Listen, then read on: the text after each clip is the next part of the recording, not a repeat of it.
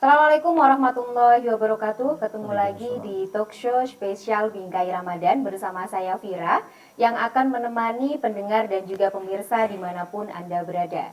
Alhamdulillah hari ini kita sudah memasuki bulan Ramadan, bulan yang sangat mulia, bulan yang sangat suci. Berbicara mengenai Ramadan, banyak sekali hikmah yang bisa kita pelajari di bulan suci ini. Nah, kali ini saya akan berbincang-bincang mengenai hikmah Ramadan bersama dengan narasumber yang sangat luar biasa sekali. Beliau adalah Bapak Habib Solihin, dosen Fakultas Syariah Institut Pesantren Matoliul Falah.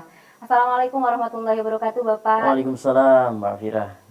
Bagaimana Bapak, sehat nggih? Alhamdulillah sampai dengan saat ini masih diberikan kesehatan. Alhamdulillah. Mbak Fira gimana, sehat ya? Alhamdulillah, sehat juga. Alhamdulillah. Ya, puasanya lancar ya Bapak Ya, masih? semoga saja sampai detik ini masih lancar. Iya, Dan semoga lancar sampai nanti berbuka.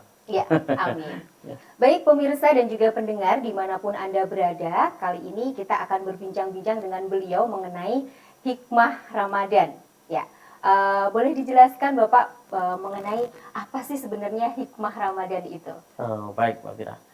Sebenarnya kalau kita berbicara Ramadan ya, Ya. Ramadan itu adalah salah satu kewajiban. Di dalam bulan Ramadan ada salah satu kewajiban yang disyariatkan oleh Allah Subhanahu wa Ta'ala dan syariatnya jelas, Ya. yaitu melaksanakan ibadah puasa. Nah, di dalam Al-Quran juga ada salah satu ayat yang sudah jelas-jelas menjelaskan bahwa berpuasa ini menjadi salah satu kewajiban dari umat Islam. Seperti itu. Nah, Allah itu kalau mensyariatkan sebuah hukum ya, kewajiban bagi umat Islam, bagi seorang muslim, itu pasti terkandung maksud-maksud yang luar biasa di dalamnya. Jadi ada hikmah-hikmah besar yang luar biasa yang di dalamnya itu nanti akan memberikan kemaslahatan bagi kehidupan umat manusia. Tidak terkecuali adalah kewajiban yang ada di bulan Ramadan. Di bulan Ramadan ini bulan istimewa, bulan suci, bulan penuh kemuliaan yang di dalamnya ada ibadah yang mulia juga, yaitu ibadah puasa Ramadan. Jadi kalau kita berbicara tentang ibadah puasa Ramadan itu banyak sekali hikmah yang terdapat di puasa Ramadan itu nanti, yang hikmah itu nanti akan kembali kepada kita sebagai umat manusia, umat Islam, ketika kita mau menjalankan ibadah puasa Ramadan. Nah, hikmah apa saja? Tentu nanti akan saya jelaskan ya satu persatu dari hikmah puasa Ramadan tersebut. Yang pertama, kalau kita berbicara puasa Ramadan, ada satu hikmah yang istimewa, yaitu puasa Ramadan itu bisa meninggikan derajat umat manusia. Ya, tentu derajat ini ya derajat di hadapan Allah Subhanahu wa Ta'ala. Lah, hikmah ini berdasarkan pada salah satu hadis Rasulullah SAW yang berbunyi, "Idza jaa Ramadhana futihat abwabul jannah wa ghulliqat abwabun nar wa suffidatis syayatin." Jadi ketika bulan Ramadan itu tiba, maka dibukalah pintu-pintu surga. Kemudian bukan hanya itu, ditutuplah pintu-pintu neraka dan setan pun ikut dibelenggu. Jadi kurang apa lagi di dalam bulan Ramadan ini ketika kita sebagai umat muslim itu mau melakukan ibadah puasa. Allah memberikan keistimewaan berupa apa? Pintu surga itu terbuka lebar. Ya. Lah, pintu surga ini terbuka lebar, kita sebagai umat manusia harus memanfaatkan pintu yang terbuka lebar. Dengan cara apa? Dengan cara melakukan ketaatan dan ibadah-ibadah kepada Allah, agar pintu surga yang sudah dibuka lebar-lebar itu bisa kita ambil bisa kita ambil hikmahnya, bisa kita ambil manfaatnya, sehingga kita bisa mendekatkan diri kita kepada pintu yang sudah dibuka lebar-lebar tadi. Begitu pula yang kedua, ketika bulan Ramadan itu Allah menutup pintu neraka. Ya, pintu neraka itu ikut ditutup. Artinya apa? Di bulan Ramadan ini adalah momentum yang sangat tepat untuk kita umat manusia menekan kemaksiatan kepada Allah, sehingga arah kita, karena pintu neraka sudah ditutup tadi ya, maka jangan ke sana. Kita sebagai umat manusia harus bijak. Ya, kita menjalankan ketaatan, menghindari kemaksiatan agar kita bisa mengambil manfaat dari pintu surga yang dibuka lebar-lebar tadi. Kemudian yang ketiga, tadi setan cekat ikut dibelenggu. Ini kan kadang kita mendengarkan cerita-cerita dari orang-orang tua kita ke anak-anak itu kadang ya puasa Ramadan ya, karena di puasa Ramadan itu setan dibelenggu dan lain sebagainya. Itu artinya apa?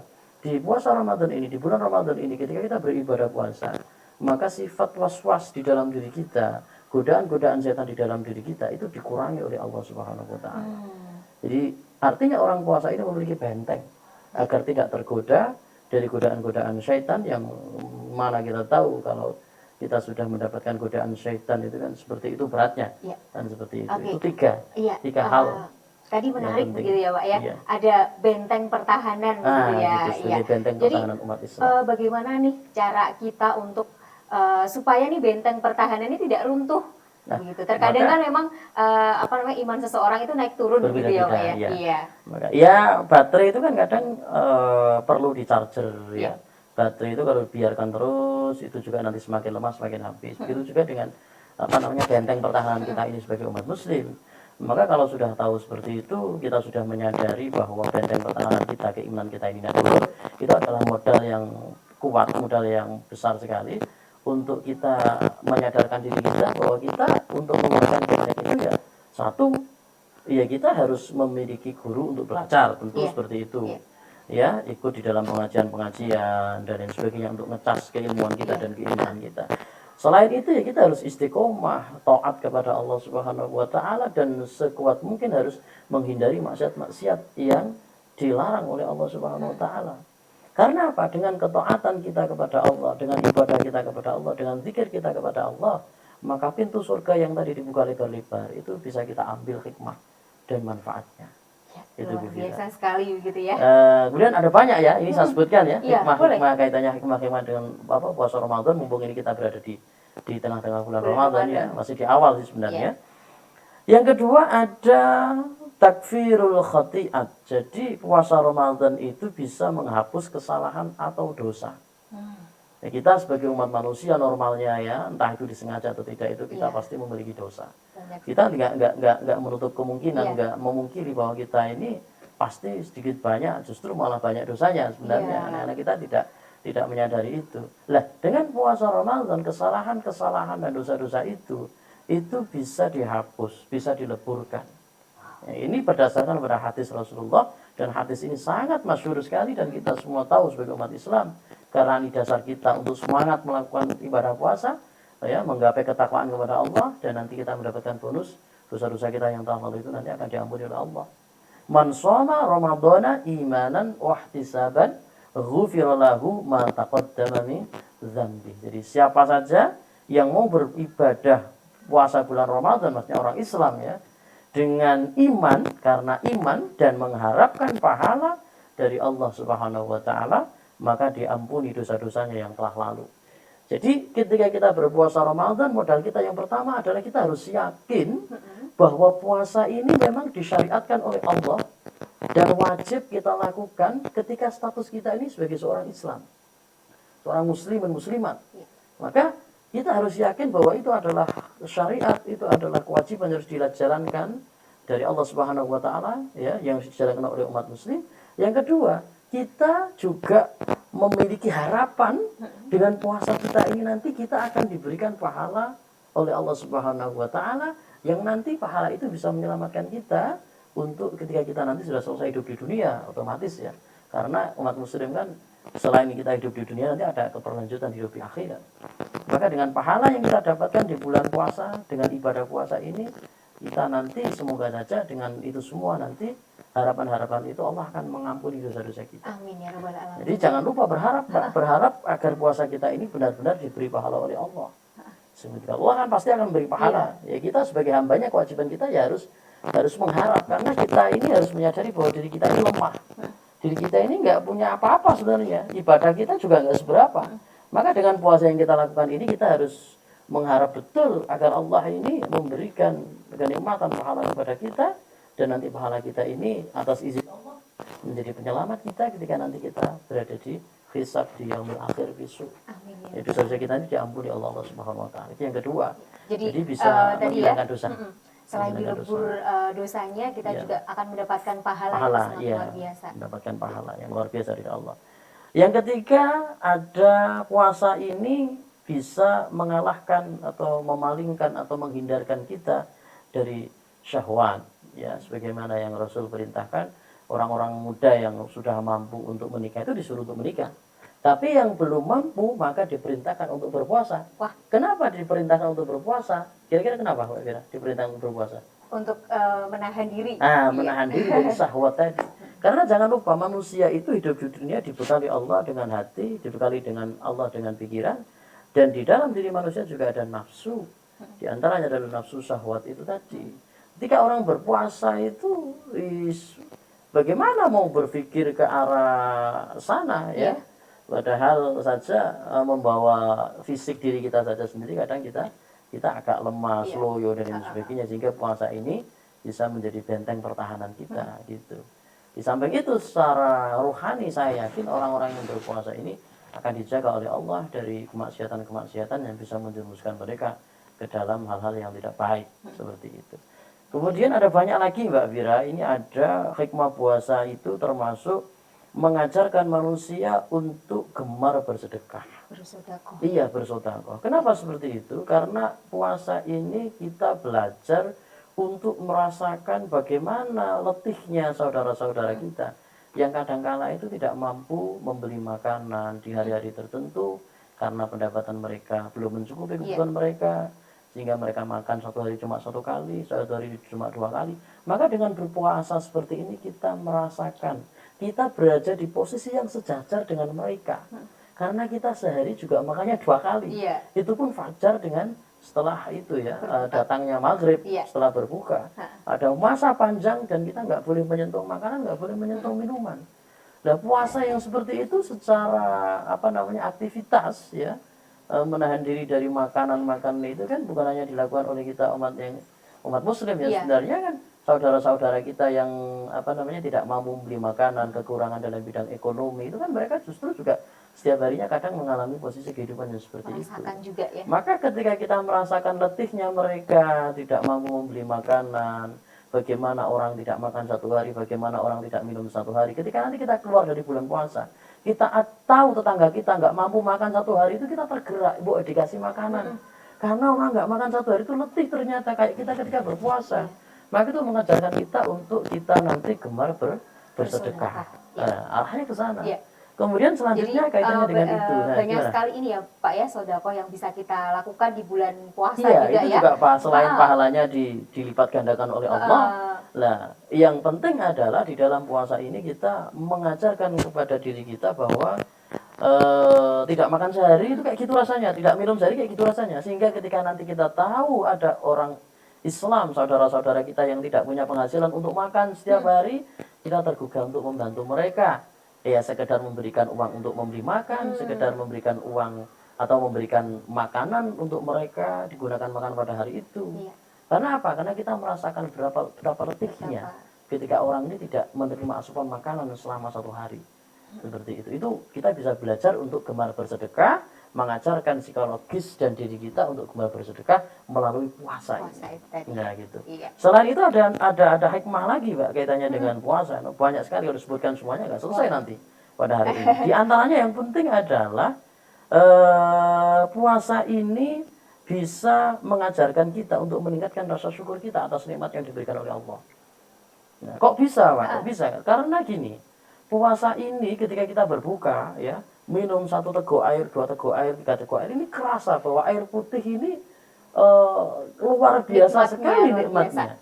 Yang mana setiap hari kita pandang ya, entah kita lupa dengan nikmat air putih, lupa dengan nikmat sesuap nasi, 2 suap nasi, 3 suap nasi. Ketika kita berpuasa, datang berbuka, apa yang kita ambil pertama? Air putih, tidak ada yang lain. Sekalipun di dalam meja itu entah ada banyak sekali pilihan minuman, tapi kita ambil pertama air putih. Dan kita merasakan betapa nikmatnya tubuh ini ketika satu hari tidak mendapatkan asupan air putih, tidak mendapatkan asupan cairan, sekali teguk, 2 teguk, 3 teguk, nikmatnya luar biasa. Maka dengan berpuasa ini ketika kita berbuka, kita bisa introspeksi diri bahwa luar biasa besar sekali nikmat yang diberikan oleh Allah Subhanahu wa taala dari minuman yang kita minum, dari makanan yang kita makan setiap harinya. Sekalipun makanan itu sederhana, sekalipun itu minuman sederhana, tidak harus mewah. Dan dari sini kita bisa menekan agar setelah berpuasa kita bisa hidup dengan kondisi yang sederhana, tidak berlebih-lebihan, tidak menghambur-hamburkan uang untuk membeli makanan minuman yang mahal-mahal.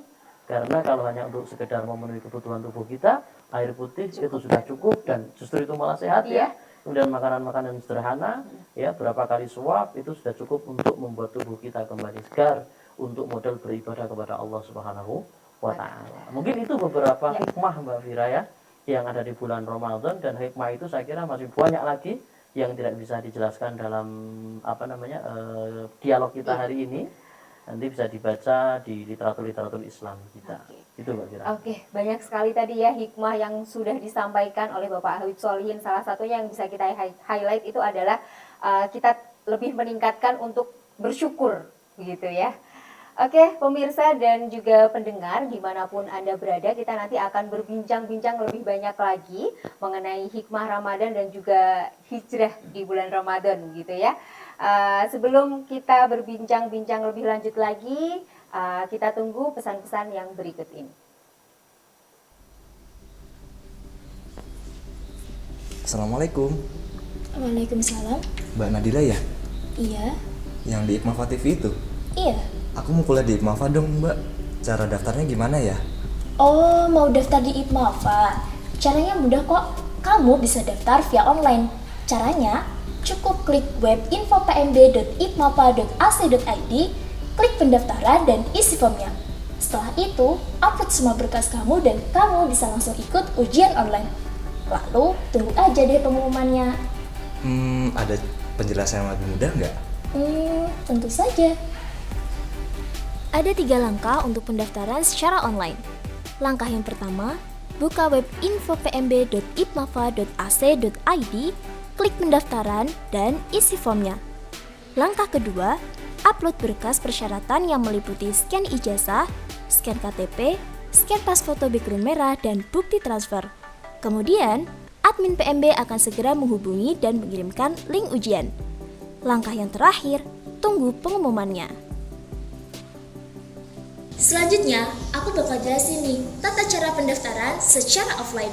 Caranya gampang banget. Kamu bisa langsung datang ke kantor TU Institut. Setelah itu, scan kode QR yang tersedia, isi formulirnya, dan serahkan berkasnya. Setelah itu, tunggu aja, admin akan segera menghubungi kamu. Jangan lupa ya, tetap patuhi protokol kesehatan yang berlaku di kampus Ikmafa. Nah, itu tadi tata cara mendaftar di IPMAFA. Yuk gabung di IPMAFA, kuliah yes, ngaji oke. Ya, masih di talk show spesial Bingkai Ramadan bersama saya Vira dan juga Bapak narasumber kita Bapak Habib Solihin yang tadi sudah menjelaskan banyak sekali hikmah di bulan Ramadan ini ya. Oke, berbicara mengenai tren beragama saat ini ya Bapak ya. Jadi banyak sekali kaum milenial yang membicarakan mengenai hijrah gitu ya Pak ya. Nah, ini apakah ada kaitannya nih hijrah dengan hikmah di bulan Ramadan ini Bapak? Ini terutama buat kaum milenial yang saat ini sedikit-sedikit ini hijrah, sedikit-sedikit hijrah begitu ya. Jadi apakah ada keterkaitan begitu? Ya, baik Mbak Fira. Jadi kalau kita berbicara tren beragama saat ini, ya, tren perilaku manusia ketika mereka beragama itu kan macam-macam ya. Yeah. Salah satunya adalah ada tren yang saat ini diikuti oleh muda-mudi kita ya, yaitu tren hijrah ya. Bagaimana awalnya dia pakai pakaian yang modelnya kayak gini, kemudian ketika selesai hijrah atau ketika dia berhijrah jadi gini. Yang awalnya cara berkomunikasinya seperti ini, kemudian setelah berhijrah jadi istilah-istilah yang lain yang digunakan dengan teman-teman mereka. Ya monggo lah. Tapi untuk memetakan itu, apakah ada kaitannya hijrah dengan hakikat dari hikmah bulan Ramadan ini? Mungkin kita perlu memahami dulu apa itu hijrah. Jadi hijrah itu kan definisinya banyak ya, termasuk perpindahan tempat dari tempat yang berbahaya ya, membahayakan ke tempat yang aman, itu juga bisa dikategorikan sebagai hijrah. Kemudian berpindah dari tempat yang penuh dengan kekufuran, pindah ke tempat yang penuh dengan keimanan, itu bisa dikatakan dengan hijrah. Dan kalau kita kaitkan dengan hijrah Rasul itu kan ketika Rasul dari Makkah kemudian berangkat ke Madinah untuk mensyiarkan agama Islam, itu juga dikatakan hijrah Rasulullah SAW dari Makkah ke Madinah. Tapi yang pasti kalau kita kaitkan dengan tren beragama saat ini, berarti hijrah dari apa yang sebelumnya kita belum mengikuti perintah Allah, kita mengesampingkan perintah Allah. Setelah kita berhijrah, maka kita melaksanakan perintah-perintah dari Allah Subhanahu wa taala dan menjauhi larangan-larangan yang dilarang oleh Allah Subhanahu wa taala. Maka dari itu ketika kita memahami konsep hijrah ini juga jangan hanya pada sampulnya ya. Kalau kita pada sampulnya, ya mohon maaf, maka yang kita dapatkan nanti hanya sekedar simbolis-simbolis yang sebelumnya seperti ini, setelah hijrah seperti ini. Tetapi jauh dari itu, menurut saya yang perlu kita diskusikan pada hari ini adalah Ramadan ini dengan hikmah yang begitu banyak tadi, Iya. itu adalah momentum yang sangat tepat ketika seseorang mau berhijrah. Artinya apa? Hijrah dari perilaku-perilaku sebelum Ramadan yang ketaatan kita kurang, ibadah kita kurang, dan lain sebagainya. Di bulan Ramadan ini kita belajar untuk ngecas keimanan kita, belajar untuk meningkatkan ketaatan kita kepada Allah Subhanahu wa taala, sehingga setelah bulan Ramadan kita ini akan menjadi orang yang lebih baik secara rohani, secara ibadah, secara kualitas kedekatan kita kepada Allah. Ya, bukan terus mengganti identitas kita, mengganti model cara kita berbicara. Ya cara kita berbicara diganti kalau memang pertama kali sebelum hijrah kita berbicara yang tidak sopan, sakinahnya sendiri, ya, menyakitkan hati orang lain. Setelah Ramadan, otomatis kita memperbaiki cara bicara kita dengan orang lain. Karena di bulan Ramadan kita tidak diperbolehkan menyakiti hati orang lain. Sebenarnya tidak hanya di bulan Ramadan sih, di luar bulan Ramadan juga kita dilarang menyakiti hati orang lain. Tapi di momen bulan Ramadan ini kan banyak hikmah tadi, dan puasa itu kan sebenarnya tidak hanya menahan lapar dan minum, menahan dahaga dan lapar saja, menahan makan dan minum saja. Tetapi puasa ini lebih ke bagaimana kita menekan hawa nafsu kita, sehingga nanti ketika kita keluar dari puasa, kita bisa menjadi orang yang lebih baik. Disinilah saya katakan bahwa Ramadan ini bisa menjadi momentum untuk hijrah yang sebenarnya. Hijrah yang hakikat. Artinya apa? Hijrah dari orang yang sebelumnya tidak baik menjadi orang yang lebih baik. Hijrah yang sebelumnya orang menjadi orang yang taatnya kurang kepada Allah, ya, setelah Ramadan kita menjadi orang yang taatnya tambah kepada Allah. Hijrah dari sebelum Ramadan kita selalu marah-marah, ya, ketemu mahasiswa di kelas marah, ya, berpapasan sekolah. Kalau kita berbicara orang saat ini itu kan gampang marahnya, Pak. Ya, kesenggol sedikit motornya marah dia, ya. Ketika ketemu di persimpangan perempatan dilirik sedikit katanya nantang marah. Ya. Bulan Ramadan kita kan nggak boleh kayak gitu. Karena apa? Amarah kita tekan, nafsu kita tekan. Maka bulan Ramadan ini momentum kita belajar, sehingga setelah bulan Ramadan ini kita hijrah dari yang kemarin banyak kekurangan. Setelah Ramadan kita memperbaiki kekurangan-kekurangan itu. Sebelum Ramadan kita buka Al-Quran itu nggak pernah, Mbak. Al-Quran dipajang di depan, ya, di ruang tamu biar orang tahu bahwa rumahnya ada Al-Quran, tapi nggak pernah dibaca. Nah, ketika Ramadan setiap sholat Isya kita tadarus Al-Quran. Maka setelah Ramadan tradisi itu harus tetap dilakukan. Artinya kita hijrah dari pertama sebelum Ramadan kita nggak pernah baca Quran. Setelah Ramadan kita rajin baca Quran. Itu kan? Nah, biasanya ketika kita sholat Maghrib, sholat Isya, setelah sholat kita langsung langsung mengikuti aktivitas kita yang lain, ya, nonton TV lah, main HP lah, ya. Nah, ketika kita puasa kan nggak gitu. Setelah sholat Isya kita berzikir, setelah berzikir kita sholat sunnah tarawih. Malamnya nanti kita tergugah untuk tahajud. Lah, belajar yang seperti itu nanti bisa mengubah aktivitas kita, bisa mengalihkan diri kita dari diri yang semula tidak baik menjadi diri yang lebih baik. Karena Ramadan ini adalah momentum kita untuk mengajarkan diri kita menjadi orang yang lebih baik, menjadi orang yang lebih santun, menjadi orang yang tidak cepat marah, menjadi orang yang mampu menekan hawa nafsu, menjadi orang yang pertama sebelum puasa itu menjadi orang yang pelit, tapi setelah puasa kita menjadi orang yang dermawan, karena kita belajar di bulan Ramadan. Maka hijrah itu pada hakikatnya ya materi-materi itu yang harus kita ambil. Jadi bagaimana diri kita yang sebelumnya adalah orang yang belum baik, orang yang belum bagus kualitas ibadahnya, setelah berpuasa, setelah Ramadan, keluar dari Ramadan, bukan kita kembali ke aktivitas semula, tapi kita tetap melestarikan apa yang kita lakukan di Ramadan, sehingga setelah Ramadan ini kita menjadi orang yang lebih baik, ya, dari yang sebelumnya kita adalah orang yang belum baik. Karena kan tidak menutup kemungkinan, ya Mbak Fira, siapa yang bisa memastikan kalau kita ini sudah sempurna, sudah baik. Nggak ada yang harus, nggak ada yang sebenarnya tidak diperbolehkan seperti itu. Pasti ada kekurangannya. Maka Ramadan ini momen yang luar biasa sekali untuk hijrah. Yang pas sekali begitu Iya, ya untuk yang kita pas sekali untuk kita berbenah, untuk kita hijrah dari sesuatu yang tidak baik menuju ke sesuatu yang lebih baik. Oke, itu ya highlightnya itu merubah sesuatu yang kurang baik menjadi sesuatu yang lebih baik lagi. Bukan simbolnya saja loh ya, bukan sampulnya saja ya.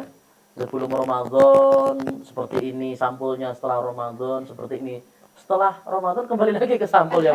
Bukan hanya sebatas pada sampulnya, tapi hakikatnya. Bukan pakaian kita yang kita perbaiki, hati juga kita perbaiki, ibadah juga kita perbaiki, rohani kita ini juga kita perbaiki. Dan Ramadan ini momentum yang tepat untuk memperbaiki diri. Kenapa tidak? Karena Ramadan itu kita dikondisikan oleh ajaran agama kita untuk jadi orang yang seperti itu, dipaksa. Kalau nggak seperti itu kita batal puasanya. Puasa marah terus gimana ya? Puasa ya menyakitkan hati orang, gimana ibadah kita? Maka puasa ini memaksa kita untuk belajar dan berbenah diri. Makanya saya katakan Ramadan itu momentum yang baik untuk kita hijrah. Hijrah bukan hijrah dari satu tempat ke tempat yang lain ya. Setelah ini jangan Mbak Fira minta orang tuanya pindah rumah untuk hijrah, jangan ya. Tapi hijrah dari orang yang awalnya belum sempurna, belum baik menjadi orang yang lebih baik. Lebih baik lagi. Dalam segala hal maksudnya gitu. Oke Bapak, ini ya sekarang tadi kaum milenial begitu. Bagaimana caranya untuk tips and trick nih memfilter informasi dan juga bacaan mengenai spirit beragama dari media sosial dan juga internet yang sekarang lagi marak begitu. Iya. Baik, itu penting ya Mbak untuk menyaring informasi apa yang kita baca itu. Ya tidak menutup tidak memungkiri bahwa asupan bacaan teman-teman ini tentang ilmu-ilmu agama itu menjadi model ketika mereka beragama. Karena dia bacanya kuning, maka setelah itu dia jadinya kuning. Bacanya hijau, setelah itu dia jadi hijau. Nah, dia bacanya itu. Maka memfilter sumber bacaan untuk belajar ilmu-ilmu agama ini juga penting. Jangan sembarangan. Artinya ya kalau kita berbicara dalam ilmu di dunia pesantren, ilmu itu harus ada syaratnya ya. Ilmu harus jelas gurunya. Kalau tidak jelas gurunya, dikhawatirkan nanti kita akan terjerumus kepada hal-hal yang tidak baik. Maka dari itu bagi kaum muda-mudi, kalau Anda memang mengambil jalan instan untuk belajar ilmu agama, maka pilihlah akun-akun yang memang akun itu adalah akun-akun yang menyuguhkan ilmu-ilmu agama yang relevan, yang sesuai. Bukan akun-akun yang lebih condong ke radikalisme, lebih condong ke hal-hal yang lain yang tidak baik. Terutama gini, mendoktrin orang lain untuk menganggap bahwa dirinya itu benar dan paling benar loh ya. Itu juga kan repot juga nanti kalau seperti itu. Sehingga kalau kita berbicara hijrah, seakan-akan yang sudah kita lakukan ini yang terbaik, orang lain tidak baik. Justru malah kalau kita seperti itu tidak hijrah, justru malah kita mundur. Karena apa? Awalnya kita jadi orang yang biasa, setelah kita hijrah ya, mengganti model kita berbicara, berpakaian, terus kita menganggap orang lain yang tidak senada dengan kita itu lebih buruk daripada kita. Artinya apa? Di dalam hati kita ada kesombongan yang sebenarnya itu bahaya. Maka untuk memfilter itu semua ya kita harus pintar-pintar, para muda-mudi pintar-pintar memilih media untuk belajar, terutama kalau masih punya kesempatan untuk belajar langsung kepada para kiai di pesantren-pesantren, belajar kitab salaf yang jelas sanadnya. Iya, lakukan itu. Tapi kalau tidak punya kesempatan, sekarang ngaji online kiai-kiai yang luar biasa ya, yang ilmunya banyak, yang ilmunya sudah luar biasa dan itu sanadnya bisa dipertanggungjawabkan, ya belajar melalui media-media beliau. Jangan pilih media yang sampean nggak tahu siapa yang merangkan, nggak kenal, nggak jelas. Akhirnya Anda terjerumus ke materi-materi yang tidak pas seperti itu.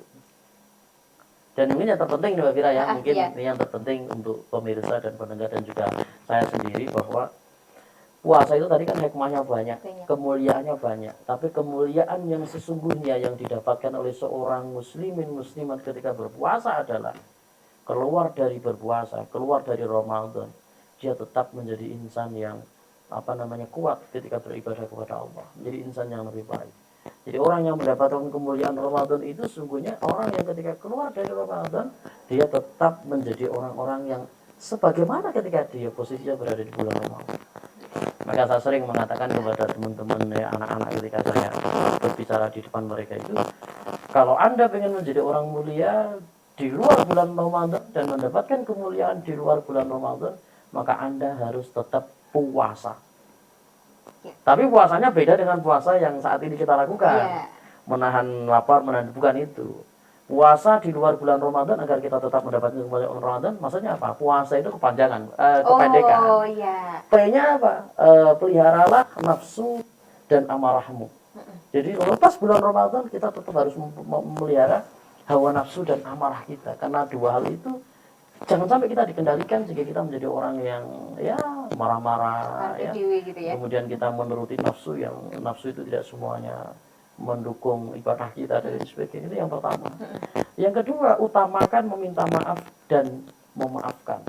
Nah, Ya, ini nih. Ya. PU kan puasa ya. Utamakan meminta maaf dan memaafkan. Artinya apa? Meminta maaf itu berat.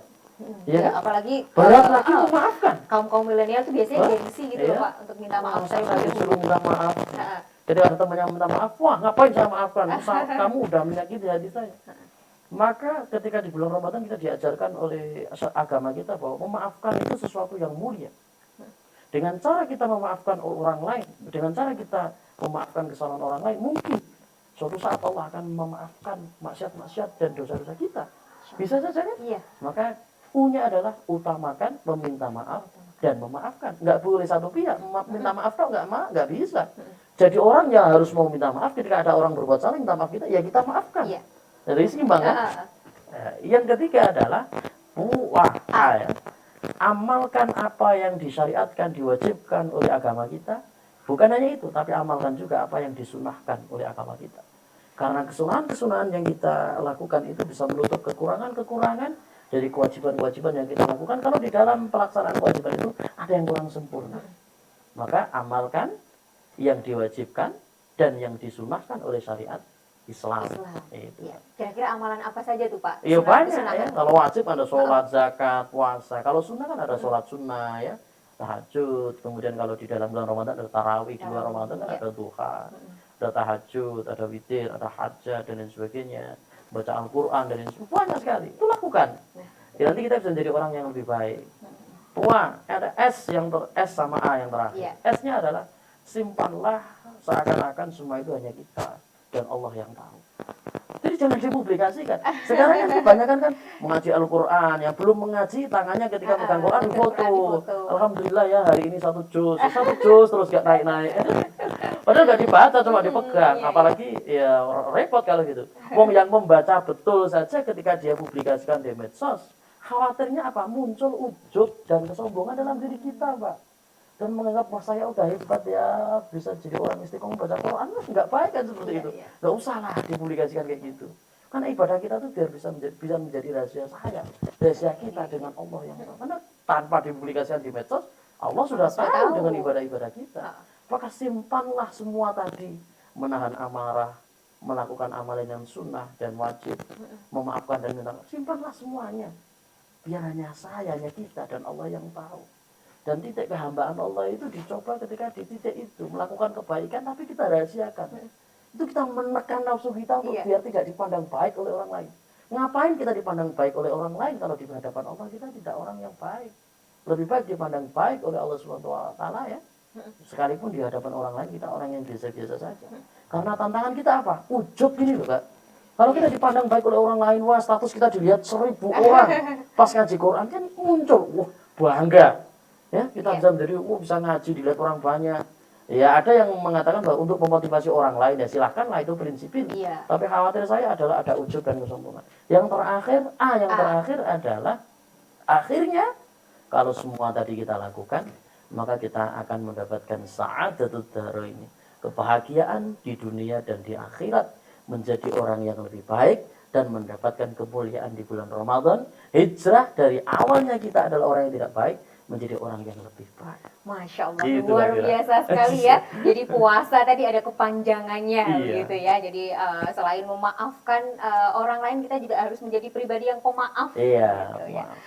Oke, banyak sekali tadi yang sudah disampaikan oleh Bapak Habib Solihin ya mengenai hikmah Ramadan dan juga di bulan Ramadan ini adalah bulan momentum untuk hijrah hijrah untuk menjadi manusia yang lebih baik lagi, begitu ya. Mungkin cukup sekian ya Pak ya perbincangan kita hari ini. Insya Ya, Allah bisa monggo. kita lanjutkan lain waktu, Siap, gitu siap, ya. siap. Baik pendengar dan juga pemirsa dimanapun Anda berada, berikut tadi adalah perbincangan saya dan juga Bapak Habib Solihin mengenai hijrah dan juga hikmah-hikmah di bulan Ramadan. Mohon maaf dari kami apabila ada salah-salah kata, semoga bermanfaat dan insya Allah kita bisa bertemu di lain kesempatan. Wassalamualaikum warahmatullahi wabarakatuh. Waalaikumsalam warahmatullahi wabarakatuh.